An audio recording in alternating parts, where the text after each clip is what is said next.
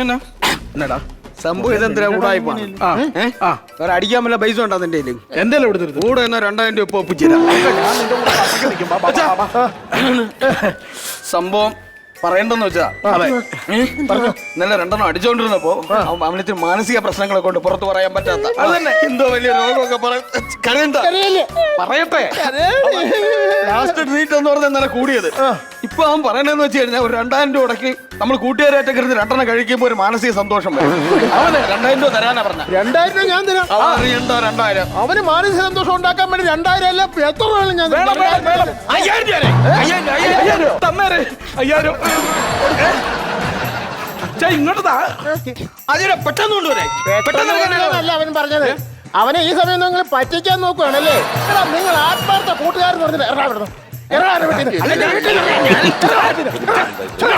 ഞങ്ങൾ അങ്ങനെയുള്ള ആൾക്കാരൊന്നും അവന്റെ ഇന്റിമേറ്റ് സുഹൃത്തുക്കളാ. അച്ഛൻ അറിയാത്തില്ലേ? എന്റെ ദൈവമേ, എന്ത് പറ്റി? എടി, നീ വിളിച്ചു പറഞ്ഞപ്പോ ഞാൻ ആകപ്പാടെ അങ്ങ് ടെൻഷനായി പോയി. എന്ത് പറ്റിയടാ? കുഴപ്പമില്ല, മാമനുണ്ട്. എന്റെ അടിയെ ഇവിടെ ഇത് വിളിച്ച് പറഞ്ഞപ്പോഴേ ഇതിന് വേണ്ട കാര്യങ്ങൾ അറേഞ്ച് ചെയ്തുകൊണ്ടാ ഞാൻ വന്നിരിക്കുന്നു.